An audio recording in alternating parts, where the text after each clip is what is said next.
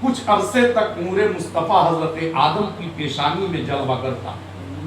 پھر جب اللہ تعالیٰ کو یہ منظور ہوا کہ یہ نور آگے بڑھے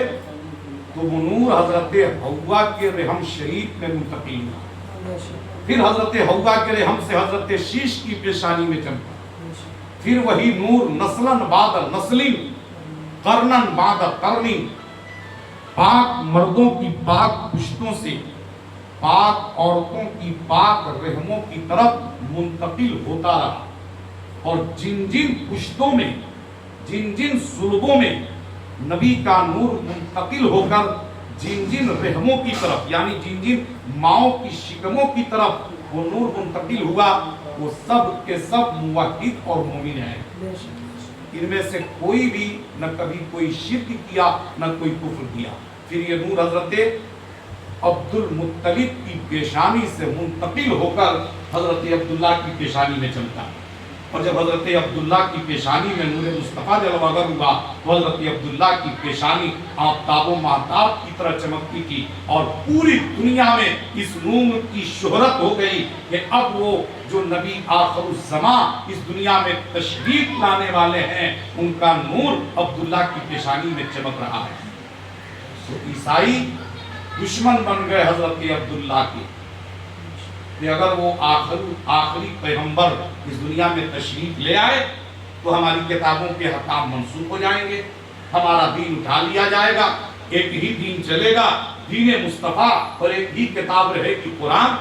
اس لیے ہم کیوں نہ ایسا کریں کہ اس نبی کی آمد سے پہلے ہی ان کے والد کو قتل کر دیں۔ تو 70 یہودی اپنی تلوار زہر میں بجھائی ہوئی لے کر کے حضرت عبداللہ کی تاک میں جنگل میں بیٹھ گئے۔ جنگل میں بیٹھے رہے، کئی دن تک وہ اس تاک میں رہے کہ عبداللہ آئیں گے تو ہم ان پر قاتلانہ حملہ کریں گے۔ ایک دن حضرت عبداللہ شکار کرنے جنگل میں تشریف لے گئے، بس سارے عیسائی آہستہ آہستہ حضرت عبداللہ کی طرف سمٹنے لگے۔ سمٹتے سمٹتے حضرت عبداللہ کے قریب ہو گئے، اور ان قریب تھا کہ وہ حضرت عبداللہ پر حملہ کر کے ان کو قتل کر دیں۔ اتنے میں حضرت وہب بن عبد مناف، یہ وہب کون ہے؟ حضور صلی اللہ علیہ وسلم کے نانا، وہ اس راستے سے گزرے تو دیکھا کہ ہمارے خاندان کا ایک نوجوان جنگل میں تنہا ہے اور چاروں طرف سے دشمنوں نے گھیر رکھا ہے، اور ان قریب یہ ان پر حملہ کریں گے، لہذا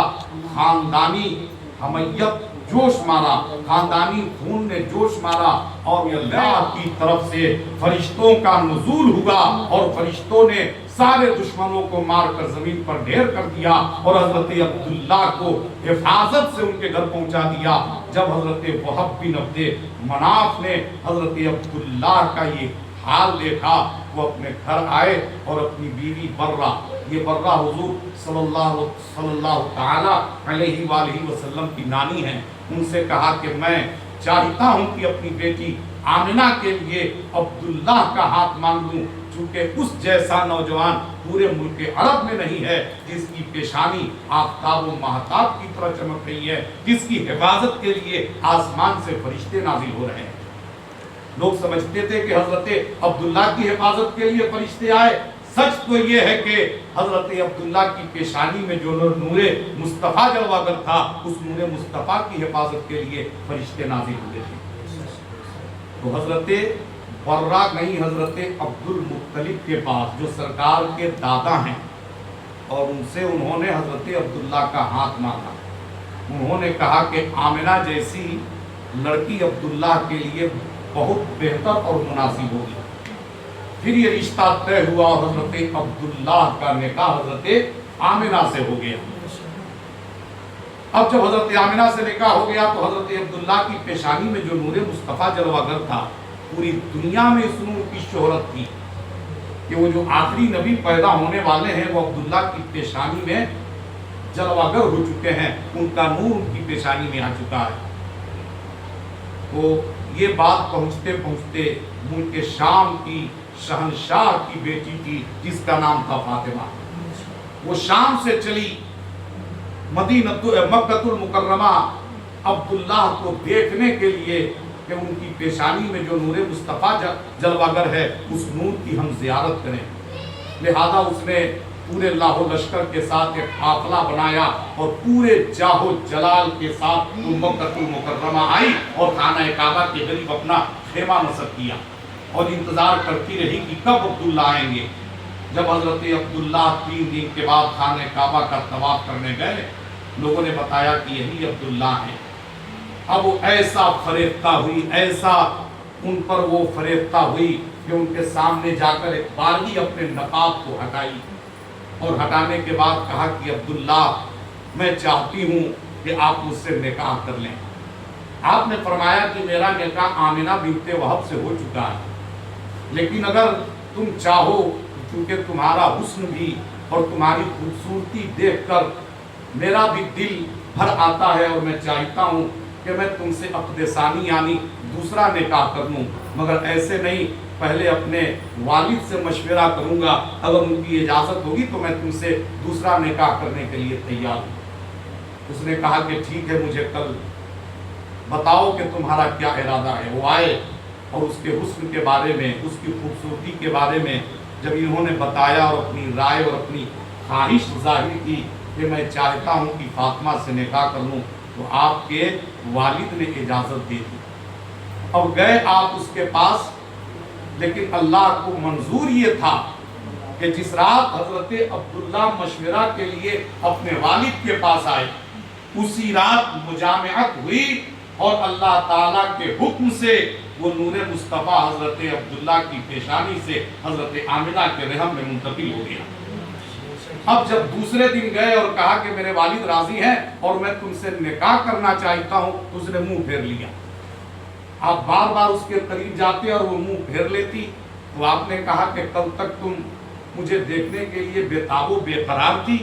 اتنا لمبا سفر کر کے آئی، اور جب میں نکاح کے لیے تیار ہوا تو مجھ سے منہ پھیرتی ہو۔ اس نے کہا کہ عبداللہ، جس مقصد کے تحت میں تجھ سے نکاح کرنا چاہتی تھی، اب وہ مقصد دور ہو گیا۔ جس نور مصطفیٰ کی وجہ سے میں تیری بیوی بننا چاہتی تھی، وہ نور کسی اور عورت کے حصے میں چلا گیا، اب وہ نور تیری پیشانی میں نہیں ہے۔ میں تو اس لیے نکاح کرنا تم سے چاہتی تھی کہ جو آخری نبی پیدا ہوں وہ تیری پیشانی سے میرے رحم میں آئیں اور میں اس کی ماں بنوں، مگر یہ سعادت اللہ نے کسی اور عورت کو عطا کر دی، اس لیے اب ہم تجھ سے نکاح نہیں کر سکتے۔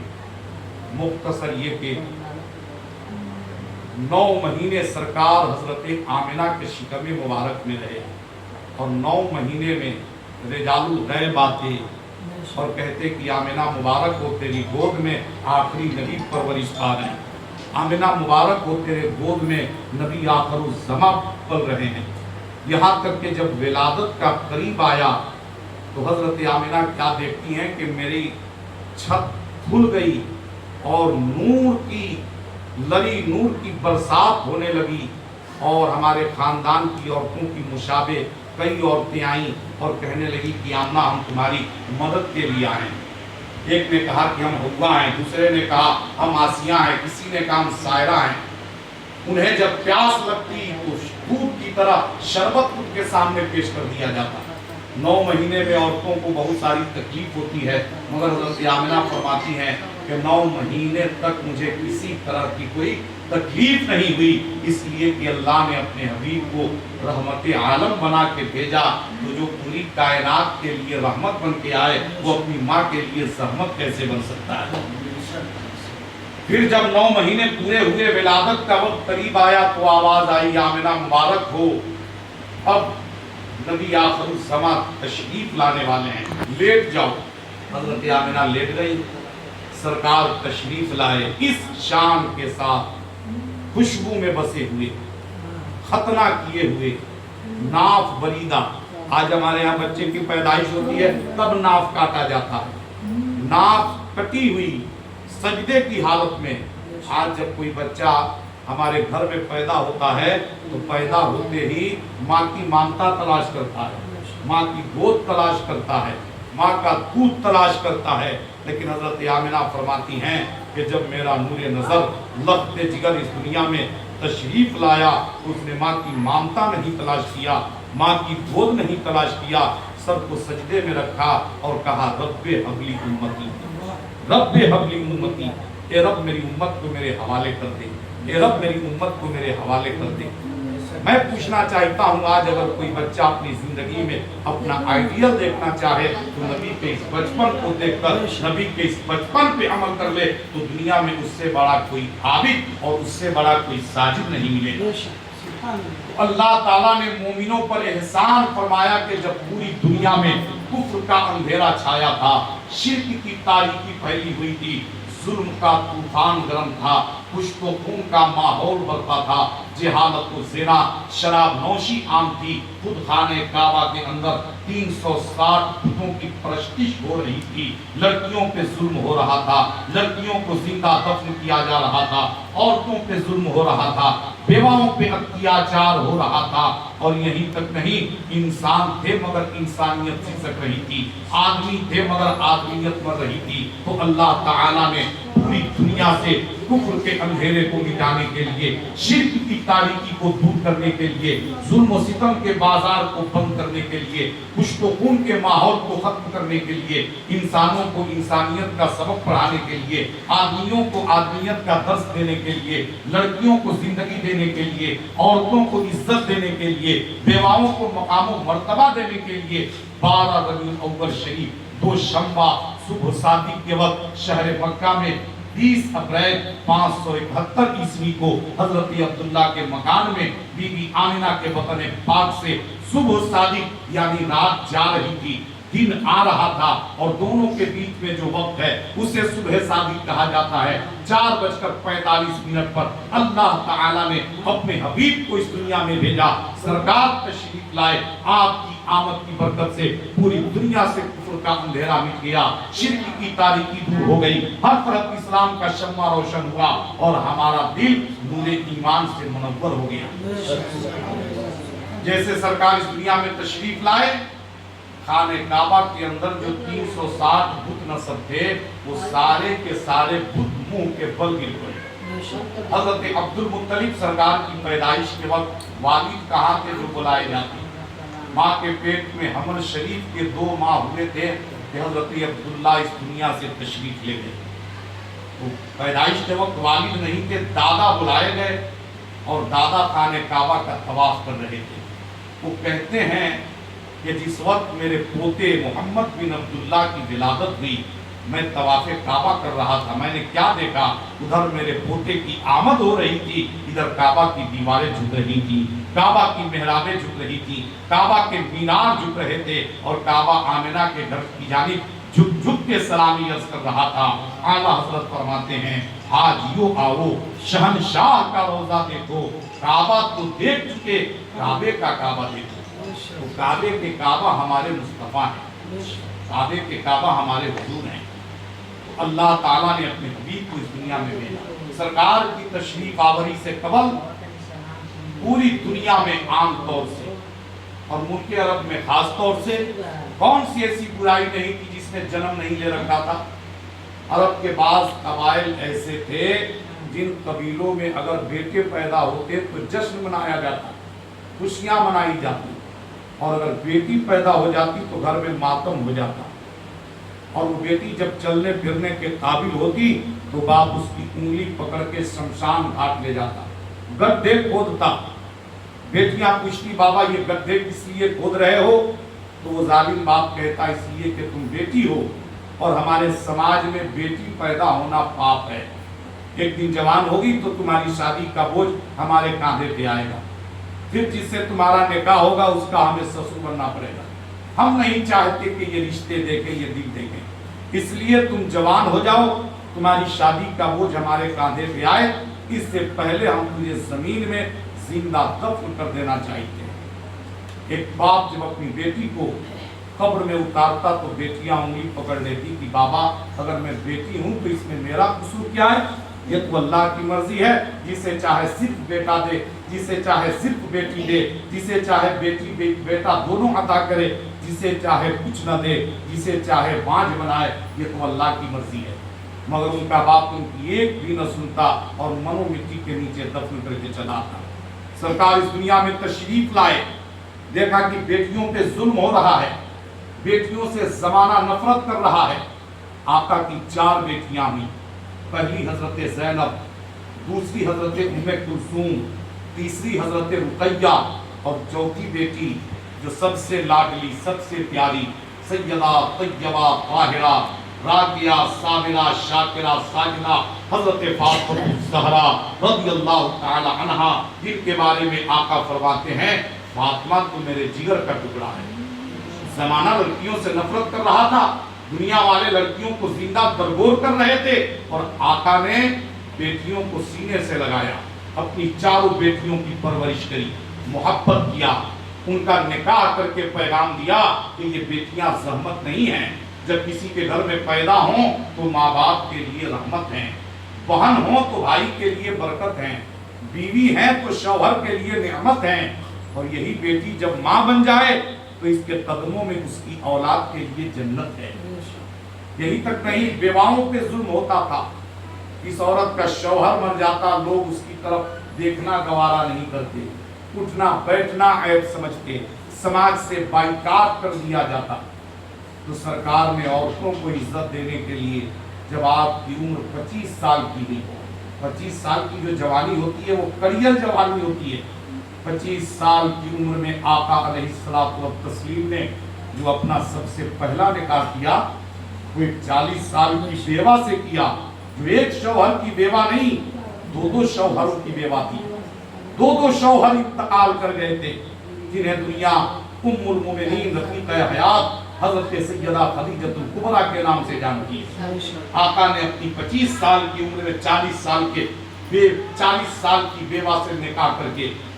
دنیا کے تمام بیواؤں کا مقام و مرتبہ بلند کر دیا کہ بیواؤں سے نفرت نہ کرو، محبت سے پیش آؤ تاکہ ان کا دل نہ ٹوٹے۔ جب لڑکیوں پہ ظلم ہوتا، بیواؤں پہ ظلم ہوتا، لڑکیاں فریاد کرتی، بیوائیں چیختی، مولا وہ تیرا پیغمبر کب آئے گا جو اس دنیا سے اونچ نیچ ذات پات کا بھید بھاؤ ختم کر کے سارے انسانوں کو انسانیت کا سبق پڑھا دے، آدمیوں کو آدمیت کا درس دے دے۔ تو اللہ تعالیٰ نے اپنے حبیب کو اس دنیا میں بھیج کر ہم پر احسان کیا۔ خود اللہ فرماتا ہے لقد من اللہ علی المؤمنین اذ بعث فیہم رسولا، اللہ نے مومنوں پر احسان فرمایا کہ انہی میں سے ایک رسول مبعوث فرمائے۔ تو اللہ کے رسول اس دنیا میں تشریف لائے، اور آئے تو ساری کائنات کے لیے رحمت بن کے آئے۔ تو اس مہینے کو، اس مہینے کی 12 تاریخ کو یعنی ربیع الاول کی 12 تاریخ کو سرکار تشریف لائے، وہ دن آمد رسول کا دن ہے، ولادت رسول کا دن ہے، اور اس دن ہم عاشقان مصطفیٰ میلاد کی خوشیاں مناتے ہیں، جھنڈے لگاتے ہیں، چراغاں کرتے ہیں، اور پھر یہ کہتے ہیں سنا ہے آپ ہر عاشق کے گھر تشریف لاتے ہیں، سنا ہے آپ ہر عاشق کے گھر تشریف لاتے ہیں، میرے گھر میں بھی ہو جائے چراغاں یا رسول اللہ، میرے گھر میں بھی ہو جائے